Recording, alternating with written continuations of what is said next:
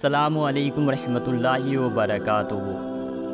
ناظرین، ماہ محرم الحرام اسلامی سال کا پہلا مہینہ ہے۔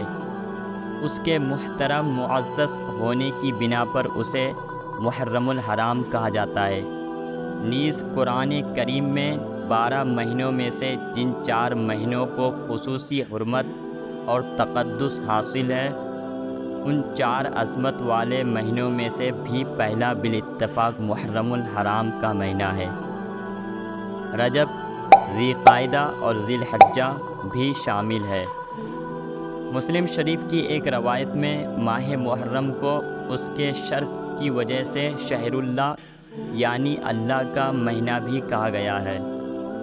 محرم الحرام کی اسی بزرگی اور برتری کی بنا پر حدیث میں ارشاد فرمایا گیا، رمضان کے بعد سب مہینوں میں سے افضل محرم الحرام کے روزے ہیں، اور فرض نمازوں کے بعد تہجد کی نماز افضل تر ہے۔ صحیح مسلم۔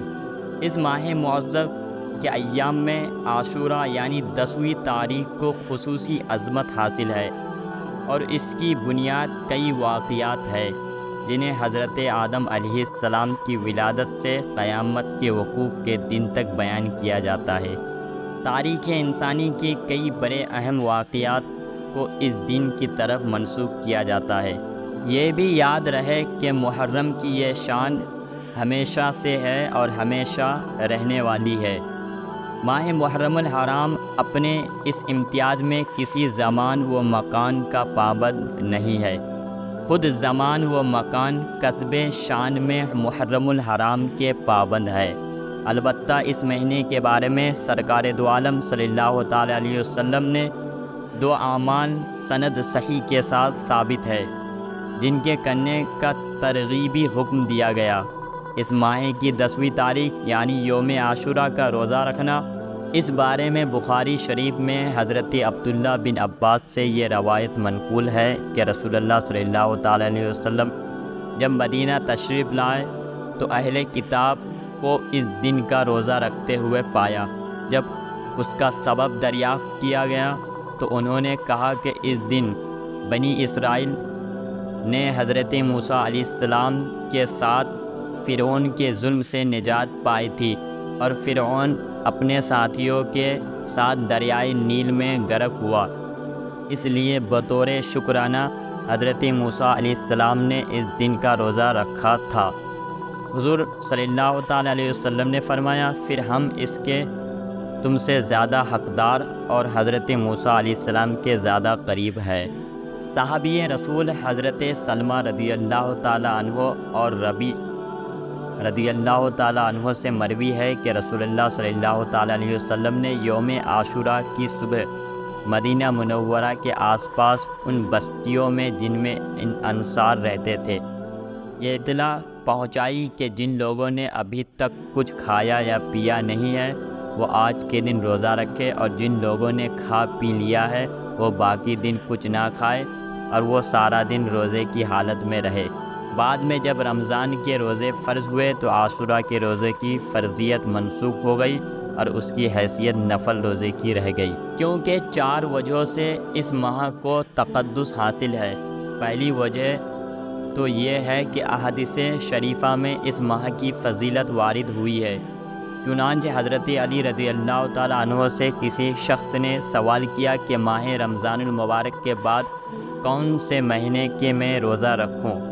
تو حضرت علی رضی اللہ تعالیٰ عنہ نے جواب دیا کہ یہی سوال ایک دفعہ ایک شخص نے نبی کریم صلی اللہ تعالیٰ علیہ وسلم سے بھی کیا تھا، اور میں آپ کے پاس بیٹھا تھا تو آپ نے جواب دیا تھا کہ یعنی ماہ رمضان کے بعد اگر تم کو روزہ رکھنا ہے تو ماہ محرم میں رکھو، کیونکہ وہ اللہ تعالیٰ کی خاص رحمت کا مہینہ ہے۔ اس میں ایک ایسا دن ہے جس میں اللہ تعالیٰ نے ایک قوم کی توبہ قبول فرمائی، اور آئندہ بھی ایک قوم کی توبہ اس دن قبول فرمائے گا۔ نیز حضرت ابو ہریرہ رضی اللہ تعالیٰ عنہ سے روایت ہے کہ نبی کریم صلی اللہ تعالیٰ علیہ وسلم نے ارشاد فرمایا، یعنی ماہ رمضان المبارک کے روزے کے بعد سب سے افضل روزہ ماہ محرم الحرام کا ہے۔ اسی طرح حضرت ابن عباس رضی اللہ تعالیٰ عنہ سے روایت ہے کہ نبی کریم صلی اللہ تعالیٰ علیہ وسلم نے ارشاد فرمایا، یعنی جو شخص محرم کے ایک دن میں روزہ رکھے اور اس کو ہر دن کے روزے کے بدلے 30 دن روزہ رکھنے کا ثواب ملے گا۔ انبیاء علیہ السلام کی شریعت اس پر متفق ہے کہ ان 4 مہینوں ذی القعدہ، ذی الحجہ، محرم الحرام اور رجب میں ہر عبادت کا ثواب اور دینوں سے زیادہ ہوتا ہے۔ ان میں اگر کوئی گناہ کرے تو اس کا وبال اور عذاب بھی زیادہ ہے۔ احادیث مبارکہ میں بہت سارے ایسے اعمال بیان کیے گئے ہیں جن پر عمل کی برکت سے رزق میں برکت ہوتی ہے۔ ہمیں چاہیے کہ ایسے اعمال کو اپنا کر رزق میں برکت کے حقدار بنیں اور اپنی اور دوسروں کی زندگیوں میں آسانی لائے۔ بزرگان دین، محرم الحرام کس قدر عظمت و برکت والا مہینہ ہے اور اس مہینے میں روزوں کی کیسی فضیلت ہے، بالخصوص عاشورہ کے روزے کی، یہ سب احادیث مبارکہ سے ثابت ہے۔